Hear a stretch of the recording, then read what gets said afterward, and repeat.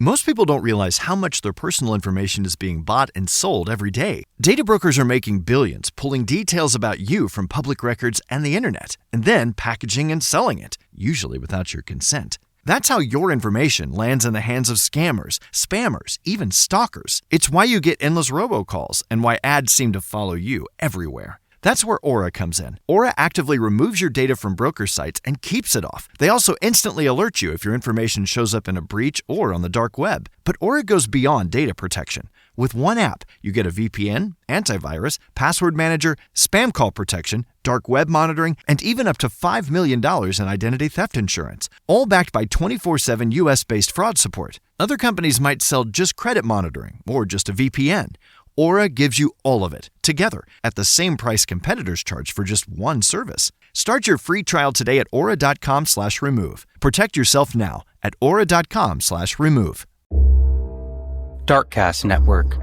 Indie pods with a dark side. On the night of February 2nd, 2006, Allie Gilmore came home from a late shift, got into bed, and started reading a prenatal book. She was 4 months pregnant. Allie had a complicated life, an estranged husband and a boyfriend. Did one of them lure her out of her home that night? The Tallahassee Police Department has called this the largest case file it has ever accumulated. There have been 20 years of interviews, searches, billboards, and vigils, yet still no answers. When a person goes missing, there's a special kind of pain in the not knowing. I want to tell the stories of those who never came home. Today, I want to tell you the story of Allie Gilmore. I'm Kona Gallagher. And I'm Ethan Flick. And this is And Then They Were Gone.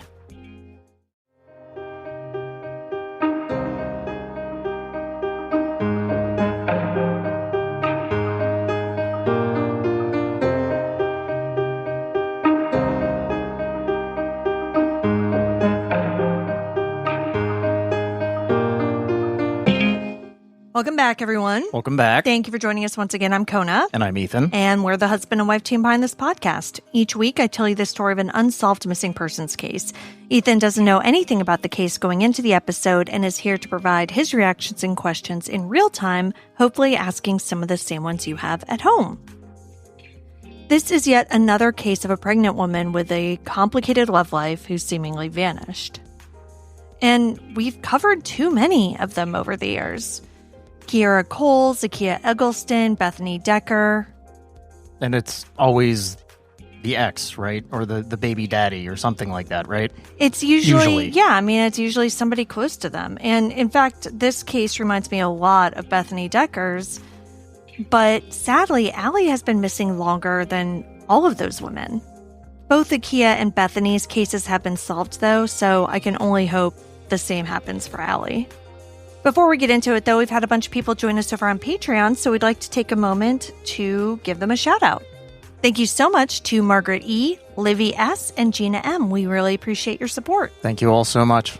As a reminder, if you'd like to get our episodes ad-free and early, you can join us over on Patreon at any level, starting at just $2 a month.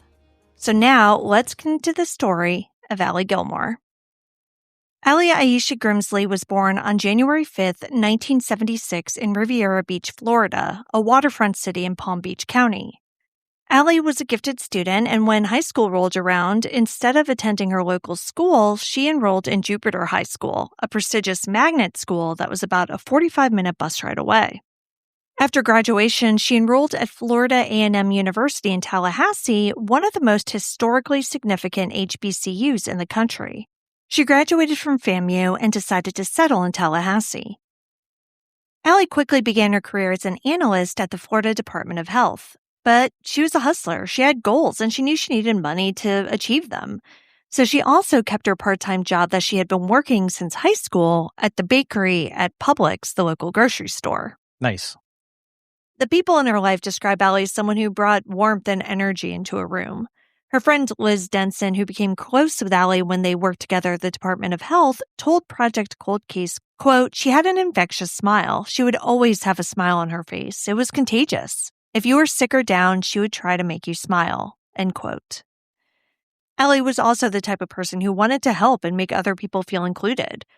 Liz said that when Allie found out that she didn't really celebrate Thanksgiving because both of her parents had passed away, Allie insisted that she join her family for the holiday, saying, quote, "Allie told me to come home with her. We had a road trip and it was fun. Her family was inviting. I was thankful I met them," end quote. Not too long after graduation, Allie was shopping at the Governor Square Mall. She was looking for a frame to put her diploma in when she met James Gilmore, who was working at a frame kiosk. She circled back that day a second time, and James struck up a conversation. He asked her for her number, and the pair started dating. Their courtship was pretty quick. 8 months into their relationship, James took her back to the mall where it all started and got down on one knee. They were married in 2000. James was around 7 years older than Allie and was a divorced father of 3. He also didn't really have a career, so Allie encouraged him to go back to school. And that was a common refrain from her. She very much believed in the power of higher education and its importance in getting yourself the life that you want.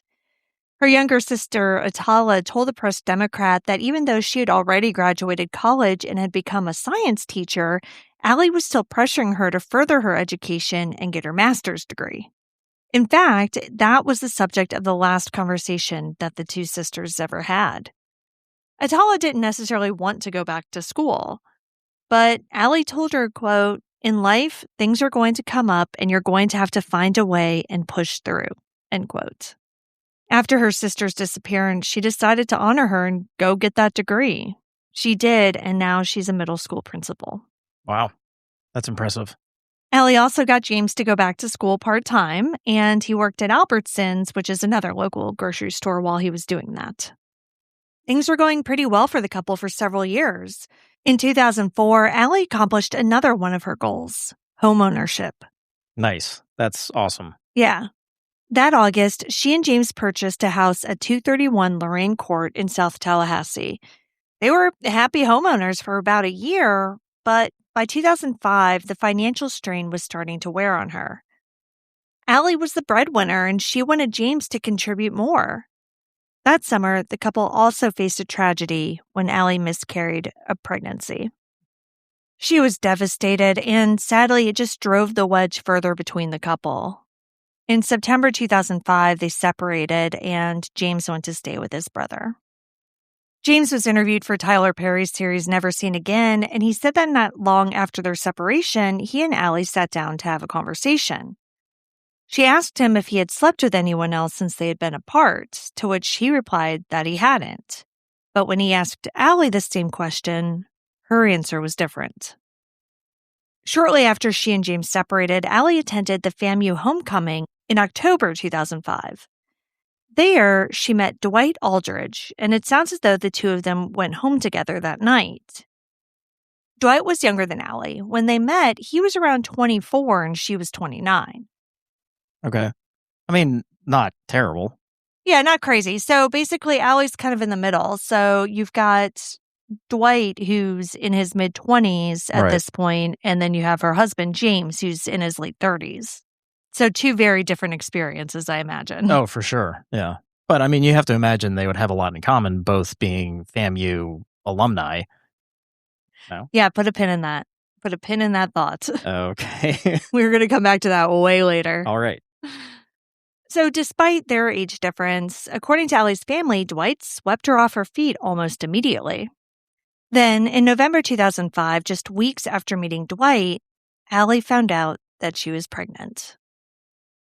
The problem is, she didn't know for certain who the father was. It's normal for fertility levels to be high after a miscarriage, so the pregnancy itself wasn't that surprising, but it did put Allie in a pretty awkward position. Yeah, that's not great. Based on evidence later found by police, it does appear that Allie believed that Dwight was the father since the conception date lined up pretty well with the FAMU homecoming. And in her daily planner, she had circled that date with the initials DA. It's hard to say without actually seeing the planner because I've seen it described in a couple of different ways. Okay. And some people say it seems to indicate that she met Dwight the night of homecoming. That was also the conception date. But another way I've seen it described could just mean that the conception date lined up with that general time frame, and she just circled the homecoming date and put DA because that's when they met. Yeah, I mean, well, there's no way to tell the meaning behind that circle. Obviously, it has to do with Dwight, but like it could go either way. Yeah, exactly. So I'm just saying we don't know for certain. The bigger reason it seems as though Allie believed Dwight to be the father was because he began attending her OBGYN appointments with her. He was, by all accounts, actively involved in the pregnancy. How long had she and James been separated? Just a couple months. So they separated in like September. She met Dwight in October, found out she was pregnant in November. So there was a lot going on all at once. I mean, obviously, I think it's later, and you correct me if I'm wrong. Mm-hmm. I'm probably going to sound like a typical idiot man here, but at a certain point, can't they gauge relatively around the conception date? Yeah, for sure. Like within a couple of weeks, right? Yeah. So by that time, she should have attended enough appointments that she should have known about when the conception date was. Yeah, okay.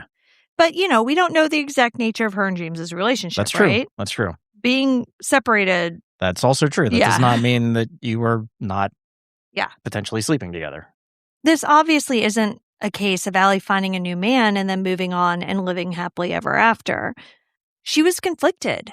She had this baby who is probably fathered by Dwight, and she presumably had feelings for him, but she still loved James, and she was actively trying to put her marriage back together. That could potentially indicate that the baby was James's too. Well, exactly. That's what I'm saying. And James was on board for this. So he later said that even after learning, that Allie had met somebody, had been seeing somebody, and that the baby might not actually be his, he was still committed to reconciling, saying, quote, "We were going to work it out either way. In my brain, that's where I was. I did not want to be with her," end quote.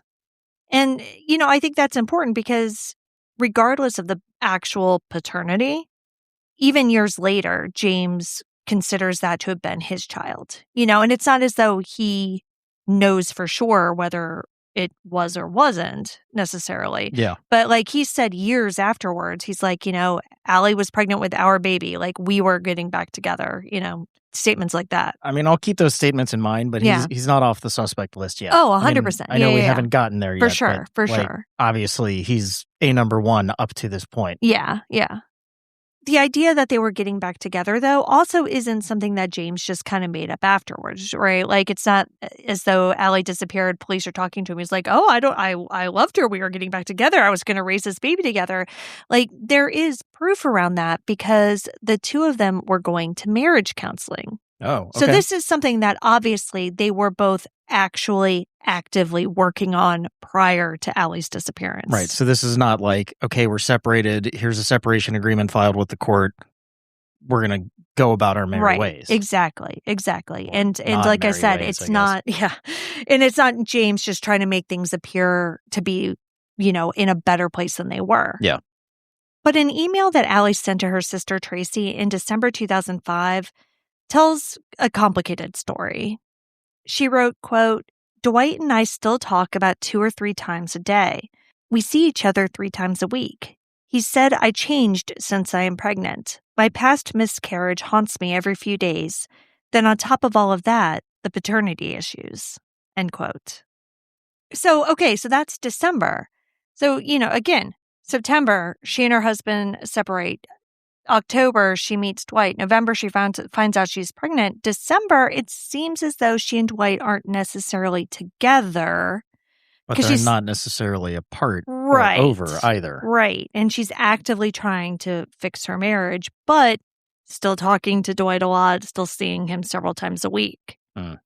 And, as far as I know, at that point, too, in December, he's still attending these OBGYN appointments with her. So in the weeks before she vanished, Allie was going through a lot. She had 2 relationships, 2 jobs, a house to take care of, and a baby on the way. Even if she didn't entirely know what her future held, she was moving ahead one day at a time. And, I don't have in the timeline anything specific that happened in January, so I'm just going to kind of assume it was more of the same, just plugging along, trying to figure her life out. Yeah. On Thursday, February 2nd, 2006, Allie worked her evening shift at the Publix bakery in Appalachia Parkway. Her co-workers saw her leave around 11 p.m. She drove home to Lorraine Court and went inside. Investigators know she made it home because her Publix uniform was laid out on her bed. According to detectives' later observations, it appears as though Allie got home, changed out of her uniform, got into bed, and began reading a prenatal book. But Allie didn't show up for her marriage counseling appointment the next morning. You should never have to choose between a home that looks great and one that's actually livable. Between pets, kids, spills, some of which are done by my kids, many of which are done by me, the new Ruggable All-in-One Rug delivers premium design with the peace of mind of being machine washable, stain resistant, and non-slip. I came to the conclusion long ago that I need machine washable rugs in my home. And Ruggable has the most beautiful designs, whether it's vintage-inspired, neutral, modern, whatever your style is, you will find it at Ruggable. They're stain-resistant for everyday spills, but they have a high-quality look and feel. And most importantly, they're durable and built for your life. Refresh your home at Ruggable.com. Get 10% off your first order site-wide with promo code ATTWG at Ruggable.com. That's RUGGABLE.com and use code ATTWG at checkout.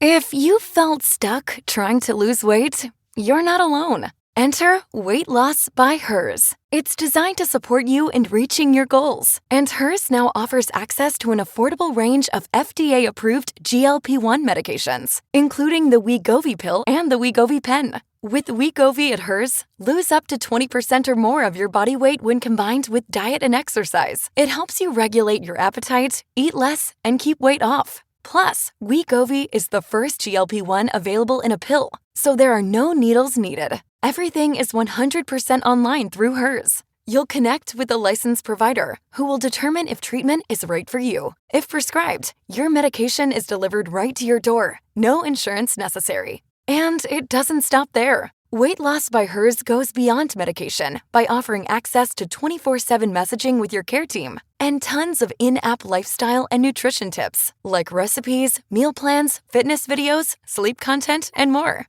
Even better, with a range of affordable GLP-1 options, Hers makes it simple to find an approach that fits your needs and your budget if eligible. You'll get a treatment plan personalized to you and unlimited dosage changes as needed. It's weight loss designed to work with your life. Ready to reach your goals? Visit forhers.com/women to get personalized, affordable care that gets you.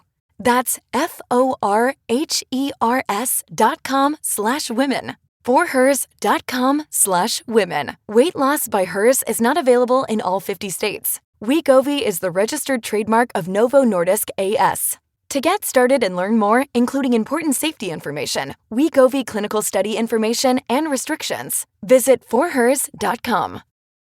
Most people don't realize how much their personal information is being bought and sold every day. Data brokers are making billions, pulling details about you from public records and the internet, and then packaging and selling it, usually without your consent. That's how your information lands in the hands of scammers, spammers, even stalkers. It's why you get endless robocalls and why ads seem to follow you everywhere. That's where Aura comes in. Aura actively removes your data from broker sites and keeps it off. They also instantly alert you if your information shows up in a breach or on the dark web. But Aura goes beyond data protection. With one app, you get a VPN, antivirus, password manager, spam call protection, dark web monitoring, and even up to $5 million in identity theft insurance, all backed by 24/7 US-based fraud support. Other companies might sell just credit monitoring or just a VPN. Aura gives you all of it, together, at the same price competitors charge for just one service. Start your free trial today at aura.com/remove. Protect yourself now at aura.com/remove.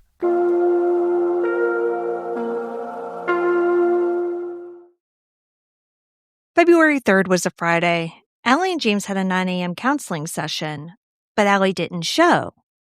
And neither did James. Oh, that's interesting. Very. According to James, he woke up sometime around 11 a.m. that morning and realized that he had overslept and missed the appointment. He called Allie, but he couldn't reach her. He then left a message apologizing for not being there. Convenient that he missed the marriage counseling session on the same day that she vanishes. Yeah. According to him, when he didn't hear back from her that day or for the rest of the weekend, he assumed it was because she was really pissed at him. That's fair. Yeah, right? Meanwhile, Allie's coworkers were wondering why she wasn't at work. She had scheduled time off that morning for the appointment, but she was supposed to be at her desk at the health department afterwards, but she never showed up. No one panicked immediately, though. Allie's direct supervisor was out sick, and everyone else just assumed that she had decided to take the rest of the day off after her appointment. And just not tell anybody? Yeah. Or her coworkers. Because I think, from what it sounds like, some of them knew kind of what was going on with her and knew that it was like a marital counseling appointment. Yeah. So from what it sounds like, they just kind of thought that it hadn't gone well, and she just decided to stay home. But when Allie didn't show up to work on Monday, her friend and coworker Karen Freeman did become concerned. After multiple calls went unanswered, she became worried about Allie's well-being. After all, she was pregnant, so what if there had been some sort of medical emergency? Right. Karen went to Allie's house to check on her and saw that her car was still in the driveway. So that only alarmed her more. Yeah, because now I'm sure she's thinking, well, what if she's had the medical emergency inside the house and nobody's been there to check on her? That's exactly what she was thinking. So that's why she called the police to come and do a wellness check. Thankfully, they did, and they were so concerned, because Karen had been knocking on the doors, knocking on windows, trying to look inside, couldn't figure out what's happening. When police got there, they were actually concerned enough that they made entry into Allie's house. Oh, good. I mean, yeah, obviously she's a pregnant woman. I don't know whether the coworker knew the history of a miscarriage, but yeah, I don't know that either. But you're right. Yeah, it's all scary stuff. Very scary. So yeah, thankfully the police did that. They got in, and of course, Allie wasn't there. Unlike the wellness check to Mom Tacofley where they just stood outside. Yeah. Yeah. What they did find between her home and the car included Allie's purse, her wallet, and her ID. Outside? You said between a home and the car? No, not between. So, some of these things were found in the home. Some of them were found in the car. Okay. I believe her purse was found in the car, which did strike, me and a lot of people as odd. But according to her family, she would often leave her purse in her car. Okay. So the only thing that was missing was her house keys. That's interesting. Yeah. Her house keys were missing. Yeah. But her cell phone was there? And her door was locked. Huh. But her phone was there. Oh, she didn't have a cell phone, actually. Okay. So her 2006. She had one, but she had gotten rid of it. It had been turned off, something like that, about a month prior to her disappearance. So at the time, she did not have a cell phone. Now, there was no sign of a struggle in the house. Wait a minute. So she didn't have a cell phone. You said James called and left a message apologizing to the house phone? Yeah, landline. Has that been verified? Yeah. Okay. Yeah. Basically, to the police, it appeared as though Allie had come home, gotten in bed, and then decided to step out for some reason. Right, because the door was locked, but the house keys were missing. Yeah. And, they had seen that, like I said, her uniform had been laid out. Her bed looked like the covers had been pulled down. Exactly. Mm-hmm. The book was right on the bedside table. So, and everything looked completely ordinary. Right, I don't want to jump ahead. I want to know the call history to the landline. Yeah, so police have never fully publicized the call history, but yeah, there is something that it turns out they're kind of keeping in their back pocket at this time and not releasing to the public. All right, I'll hold off then. Mm-hmm. They get to the scene. Police say, okay, well, this doesn't look like a home invasion or anything like that. And the fact that she left everything behind suggested that she walked out of her house either with someone or to meet someone without expecting to be gone long. Because like I said, she didn't even take her purse, all that stuff. Yeah. But she was going somewhere because she locked the door behind her. Right. It's not like she was just meeting somebody on the front stairs. Yeah, that's not what it seems like. So whether she had invited somebody in and then left with them, or somebody was waiting out front for her and she met them outside, it appears to be one of those two things. But the bottom line is it appears that she left willingly. Right. She just didn't come home. So on Monday, February 6, 2006, Allie Gilmore was officially reported missing. In the days after she was reported missing, police went door to door in and around her neighborhood. A local advertising agency donated billboard space on a major road near where she lived, and yard signs went up across the south side. A reward fund was established and eventually reached $30,000. Search teams came in from all over the country. In April 2006, the Class Kids Foundation partnered with a local canine search and rescue group to canvass the Apalachicola National Forest, a stretch of wilderness that covers more than 600,000 acres. But they found nothing. Of course, when you have an adult go missing, the first person you look at is the significant other, especially if they're estranged. Right.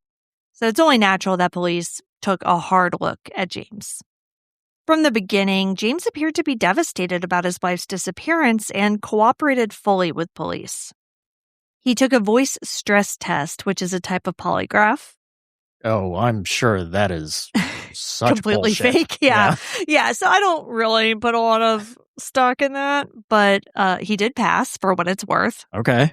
I don't know what that indicates. Yeah. He answered questions, he sat for interviews, and he never stopped making himself available for investigators. And like I said, I mean, even years, decades later, like he was interviewed for that Tyler Perry show. Like he has always been available to speak publicly about Allie's disappearance. Always a good thing knowing that you would be the prime suspect. For sure, yeah. Dwight, on the other hand, was less than cooperative with police and refused to take that same voice stress test. Now, again, I'm not counting that against him at all. No. But interestingly, police didn't immediately make his name public. So I'm sure they knew about Dwight almost immediately because I'm sure James would have said something. And, you know, Allie's sisters knew about him. Like, everybody knew about Dwight. Like, this was not some sort of secret relationship, right? Yeah. So I'm sure police knew about him from day one, but they didn't talk about him publicly. I mean, maybe that's because they were queuing in on him as a suspect. Yeah, so the first public mention I found of him came in August, about 6 months after Allie went missing. Her family was the one who told reporters about him. But unlike James, he didn't speak publicly about his relationship with Allie or her disappearance. So yeah, it was basically an interview with, I believe, one or more of her sisters in which they kind of gave the background of Allie's life leading up to her disappearance. Okay. And so she's like, yeah, she met this guy, Dwight Aldridge, you know, she was reconciling with her husband. Like, they laid it all out. So all of that came from her family, not from police. Interesting. Early on in the investigation, police acknowledged that they had been looking into James, but said that they had 4 total persons of interest in Allie's case. 4? 4. And they said this really early on, like I want to say within the first couple weeks. So James and Dwight, who are the other 2? No idea.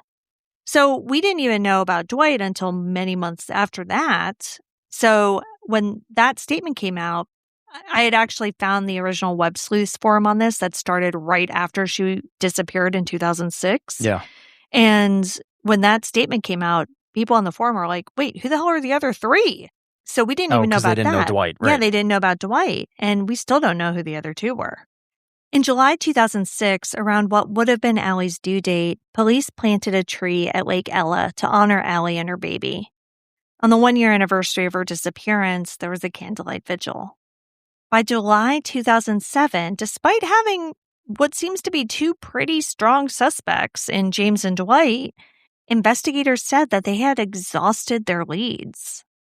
The case was transferred to the Tallahassee Police Department's Major Case Assessment Team, the unit that handles cold cases.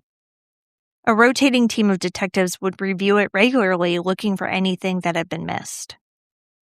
So that's always wild to me. Like, I know it's tough because it wasn't, you know, like a forced abduction. Right. Necessarily, at least not from her house. Right. You know, that could have happened in a vehicle or outside. There just wasn't any forensic evidence of that left behind, right? So you don't have anything like that to go off of.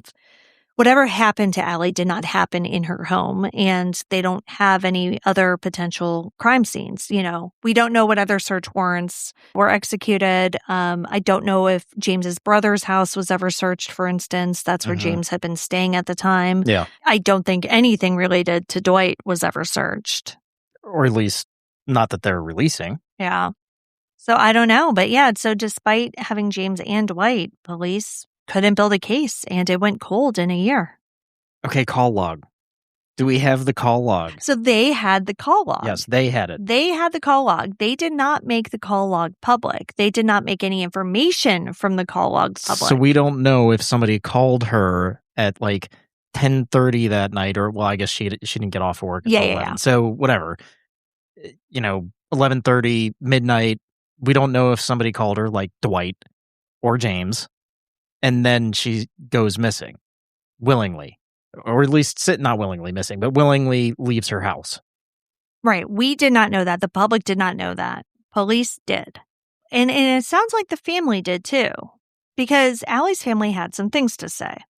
So shortly after her disappearance, James moved back into the house that he had shared with Allie.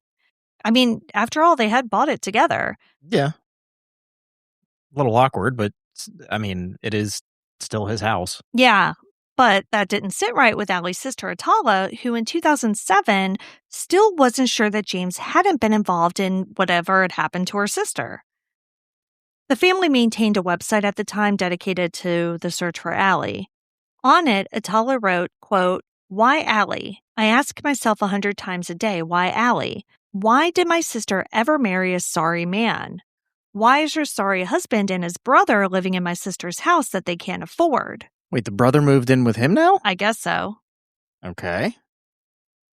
Why did the judge give him sole ownership of my sister's property? Why is my sister missing for 487 days, 22 hours, 43 minutes, and 54 seconds? Why didn't my sister get the media coverage like Kelsey Smith? Why did my sister meet a guy named Dwight that worked at Georgia Pacific Lumber Company? Why was he the last person to talk to my sister before she went missing? There we go. Why did he refuse to take a stress test? Why didn't her husband show up to marriage counseling? Why did her husband move out of the house? Why her husband never helped search for my sister, his wife? Why did TPD give Allie's husband back the keys to her house after 5 days?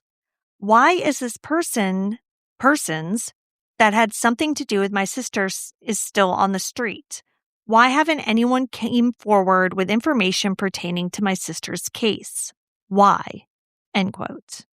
A lot of good questions. A lot of good questions. A lot of information in there. Yeah. So real quick, as for the reason why police gave the keys to James, the answer is because they had to. He and Allie had bought the house together after they were married.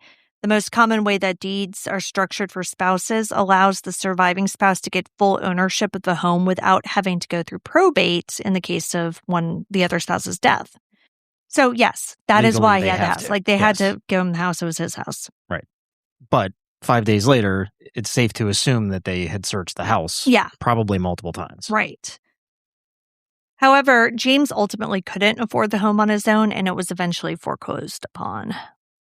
But it is funny because, Allie's sister mentions that Dwight was the last person to talk to Allie, but that had never been released publicly. And the specifics of that wouldn't be released publicly until 15 years after Allie's disappearance. Even though they knew that, the problem that police faced early on is that whatever happened to Allie, like we said, it doesn't appear to have happened in her home or her car or anything that they had access to. Right. They have no crime scene. Right. So there just wasn't a lot of physical evidence. The biggest piece of evidence that they did have was a phone call that Allie received at 12:48 a.m. on February 3rd.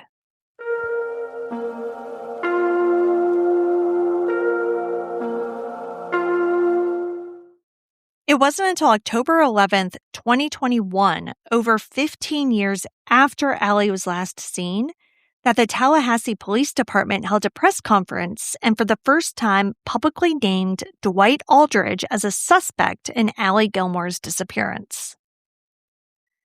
Lieutenant Jeff Mahoney publicly confirmed that Dwight was the person who made that call to Allie at 12:48 a.m. So why did they wait 15 years to release that? Good fucking question. I have no idea. Furthermore, he said that when he was initially questioned by police, Dwight admitted to the phone call, but said that he wasn't anywhere near Allie's house that night. However, at the press conference, Lieutenant Mahoney told reporters, quote, "I think that he lied to us about his alibi, about where he was," end quote. It appears that they believe Dwight called Allie and then went over to her house where he either forced her into his car or, she went willingly. Mm-hmm. What makes them think that are Dwight's cell phone records. There we go. So my guess is they originally found out about the call from Allie's phone records. Right. And then based on that, we're able to get Dwight's phone records, which also included location data. Mm-hmm. And they saw that when he made that phone call, his phone was pinging on towers near Allie's house.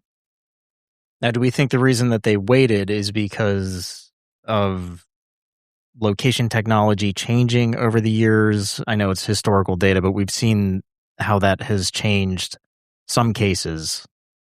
Well, with we've different seen testimony. how they tried to make it change some cases, but it didn't actually work. But no, I don't know why they decided to finally say that after all that time. Because, yeah, this is information that they've had since the beginning. So why did it take 15 years to even name this guy as a suspect? But what he had said is that night he had actually driven from Tallahassee to Bristol, Florida. Bristol's about an hour west of Tallahassee, and his family reportedly owned a large amount of land in that area. But no public information has been given as to whether or not any of that land has been searched at any point. Mm-hmm. So while Dwight did, talk to police a little bit in 2006, he did quickly stop cooperating entirely. He's only spoken publicly about Allie once, in a 2009 interview with the Tallahassee Democrat. Now, this interview raised a lot of eyebrows because of the way he referred to his relationship with Allie. He told the reporter, quote, "Allie and I were friends," end quote. Okay. That's it. Friends. Friends who, according to Allie, spoke several times a day, saw each other several times a week, and were perhaps having a baby together. Mm-hmm. At the very least, they were going to baby appointments together. Right.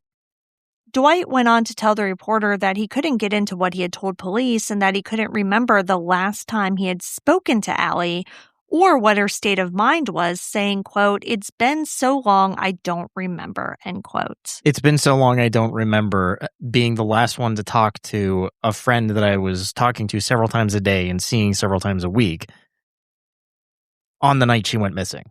Right. Bullshit. Yeah, all right, listen, my memory isn't the greatest anymore, and this was 3 years later, but I feel like that's a pretty significant conversation. I mean, even if it wasn't a significant conversation in the content, once she goes missing and you're interviewed by the police, then that becomes a significant conversation in your mind. Right, because you found out she went missing immediately. It's not like you had this conversation, months or years passed, and then somebody came to you and said, "Hey, do you remember that phone call? Yeah, this girl went missing. Do you remember this phone call you had with her 3 years ago?" Right. You would have no reason to remember it. Right. But he knew within days that she was gone. Yeah. While naming Dwight Aldridge as a suspect may have given Allie's loved ones hope that her case was moving forward, not much has really happened since then. When the news broke, Dwight posted a meme on Facebook and apparently went on with his life. Wow. What was the meme? It was an Obama meme, and it was like him at a table smiling, and the caption was something like, "My face when people start talking about me," or something like that. Rather distasteful? Yeah. Around the same time he had been named a suspect in Allie's disappearance, he also graduated from nursing school. He's a registered nurse. Okay. Interesting. Yeah, I read somewhere that he apparently works in healthcare administration. So I don't know, maybe not patient side, but I still find that absolutely wild. He currently lives in Kissimmee, Florida, and has never been charged with anything relating to Allie's disappearance. So what happened to Allie Gilmore? There are really only two theories. The first, and one that police, did initially look into, was voluntary disappearance. Okay. There was no sign of a struggle, and Allie was an adult who could leave if she chose. She was also facing some financial stress. In fact, the day before her disappearance, she had found out that her property taxes were being raised, and she was concerned about being able to afford her house payment. Okay. Still, I mean, with the baby on the way, I just don't see that being a solution. I know, yeah. So she was under financial stress. She was obviously in this love triangle. So, I mean, yes, theoretically, she could have just taken off to not deal with it. And I think that was kind of viable early on. If you're talking about like the first week of the investigation, sure. Like maybe she just split and was going to come back eventually. Obviously, she didn't come back. Her bank account was never touched. Her credit cards have never been touched. Nobody's ever heard from her. It's been 20 years. She didn't leave voluntarily. Right. All of that, plus she was 4 months pregnant. She was very close with her family. They would have supported her through anything she was going through. Like, there's no reason for it at all. Now, the second theory, which is really the only one investigators have focused on beyond the first few days, is foul play at the hands of someone she knew. And I think that's pretty clear, right? That whatever happened to her, it wasn't done by a stranger. This is somebody who was already in her life in some capacity. Right. Somebody that she either would have answered the door for or gone out of her house, after midnight to meet.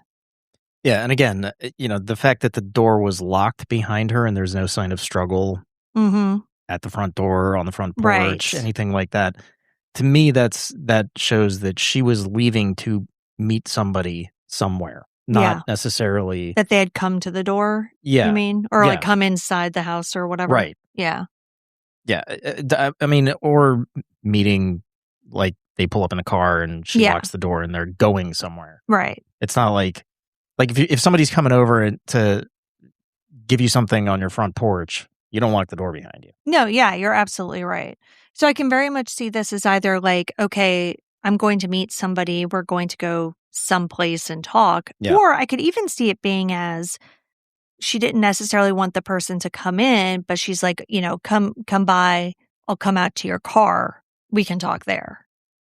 Yeah, I mean, even then, if you're not planning on leaving with that person, you're right. car, then would you have locked the door? Right. Yeah, and taken your keys. You're right. Because if I were just going to sit in front of my house with somebody, I don't think I would have brought my keys. So yeah, it does sound like she was planning on going somewhere with somebody.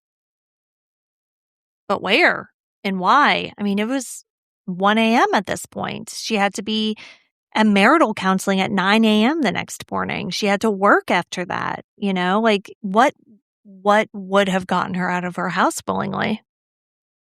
I don't know. And then there's that conversation with Dwight. Yeah. We don't have a lot of evidence or, there hasn't been a lot of publicly released evidence at the very least. But the majority of what we do have points to Dwight. His phone placed him in her neighborhood in the hour after midnight on February 3rd. He called, she answered, and she was never seen again. He lied about where he was when he called her, and he drove to his family's rural land in the middle of that same night. He also stopped cooperating with the investigation. He's never provided an alibi that holds up, and he's never offered any real explanation for any of this. But, while James Gilmore has cooperated with police and seemingly has an alibi, police have said that they have faith in the alibi that he's given them. They've never officially cleared him, but the statements that they've made over the years definitely indicate that he's not number one on their list. But, like I said, he can't really be completely ruled out because if Allie had been concerned about property taxes that day, that could have easily led to an argument with her estranged husband about money, his career path, those subjects that it sounds like had been a sore spot between the two of them for months. Right. He could have come over to the house that night in order to talk to Allie in person, and things could have gone wrong. And I could see him potentially showing up without calling and just coming to the house and being like, hey, like, let's talk, you know? Yeah. But there's a big difference in the way these two men have acted since 2006. James has continued to talk about Allie as the years have gone on and has even posted photos of the two of them on his Facebook page. Dwight, on the other hand, pretended that he barely knew her when he gave that interview in 2009, only 3 years after her disappearance. Now, remember at the very beginning of the episode when you said that she and Dwight probably hit it off because they were both FAMU alums? Mm-hmm. I was thinking about that exact same thing, right? As I was kind of going through this and learning about when and how they met and how important school was to Allie, right? Like finding a fellow FAMU alum at homecoming, like that really strikes me as like what she was probably seeking in that moment, you know? Because think about it, like her marriage had been falling apart because her husband didn't have a college education. He didn't have a career. He didn't have the same goals that Allie had. You know, they weren't on the same path in life, right? Yeah. So you go to this alumni event, meet a guy, and you could think, wait, this is what I'm supposed to have been doing this whole time. Right. Except Dwight was not a FAMU alum. And I don't know if he told Allie that he was, or she just assumed that he was, or what. But the day after Dwight's 17th birthday, he committed armed robbery and spent the next 5 years in prison. Whoa, what? Yeah. Okay. And those 5 years, those are your college years. So what was he doing at the FAMU alumni? I have no idea. I don't know if like he was just like with friends or whatever.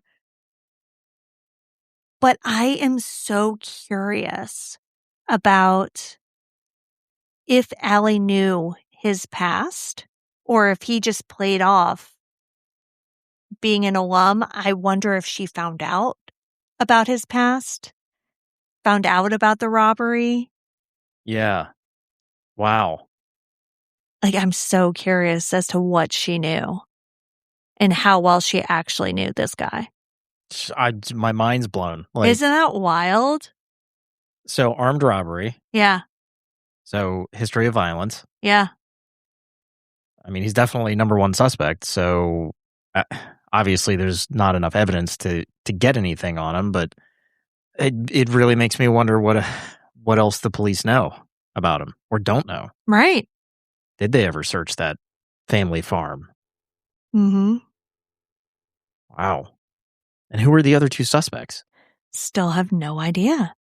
I wonder if they're like, if the police are thinking accomplices of Dwight's, friends of Dwight's, family members of Dwight's. Or, you know, going back to James's brother, you know, the one who he was staying with, who moved into Allie's house with him, apparently. Yeah. I mean, I don't know. Right. Yeah. It could be a mysterious, you know, third person that we haven't even talked about, who could have just been in her life, you know, who could have shown up on her phone records. Yeah. No idea. But what it does seem is that there are people out there who know what happened to Allie Gilmore on February 3rd, 2006. This isn't one of those cases where like half the people have died and, you know, the secrets have been buried with them. Everyone's still alive. Someone out there knows. As Major Jeff Mahoney, who has worked this case since he was a young homicide investigator and is still working it today, told WCTV in 2026, quote, "I believe that there is someone that knows exactly what happened. At some point, that one tip will help us break this case, whether it's finding Allie or having enough evidence to move forward on a homicide charge. So we're going to continue to move forward and try to find her and bring her back to her family." End quote. The people who knew Allie best describe a woman who was building something. She had put in the work. She had gotten her degree, gotten the good job, bought the house, was working on her marriage, and was making peace with a complicated pregnancy. Her due date has come and gone 19 times now. The tree at Lake Ella is almost 2 decades old, and her family is still waiting.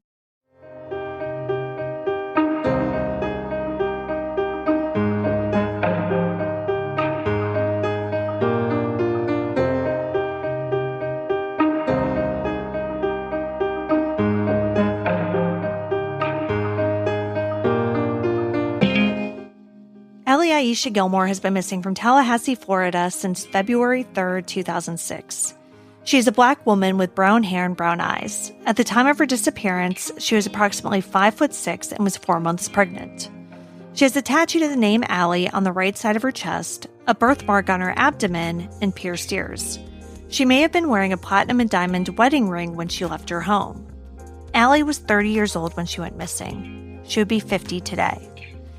If you have any information about the disappearance of Allie Gilmore, please contact the Big Bend Cold Case Task Force at 850-410-7611 or submit an anonymous tip to Crime Stoppers at 850-574-TIPS. You can see all the sources for this episode along with photos and videos at our website, andthentheyweregone.com. And be sure to follow us on social, And Then They Were Gone Pod on Facebook and at ATTWG Pod on Instagram and TikTok. If you like what we're doing, please subscribe and consider leaving a 5-star review on Apple Podcasts or Spotify. It will help new listeners find us. And the more people that listen, the more chances we have of bringing someone home. And we'll see you here next week for a brand new episode. See you next week. And Then They Were Gone is hosted by Kona Gallagher and Ethan Flick. All research, writing, and editing is done by me, Kona Gallagher. Theme music is The Stork by Ketsa. Additional music is provided by Kai Engel. And Then They Were Gone is a Little Monster production. Hey, you can do it! Most people don't realize how much their personal information is being bought and sold every day. Data brokers are making billions pulling details about you from public records and the internet, and then packaging and selling it, usually without your consent. That's how your information lands in the hands of scammers, spammers, even stalkers. It's why you get endless robocalls and why ads seem to follow you everywhere. That's where Aura comes in. Aura actively removes your data from broker sites and keeps it off. They also instantly alert you if your information shows up in a breach or on the dark web. But Aura goes beyond data protection. With one app, you get a VPN, antivirus, password manager, spam call protection, dark web monitoring, and even up to $5 million in identity theft insurance. All backed by 24/7 US-based fraud support. Other companies might sell just credit monitoring or just a VPN. Aura gives you all of it, together, at the same price competitors charge for just one service. Start your free trial today at aura.com/remove. Protect yourself now at aura.com/remove.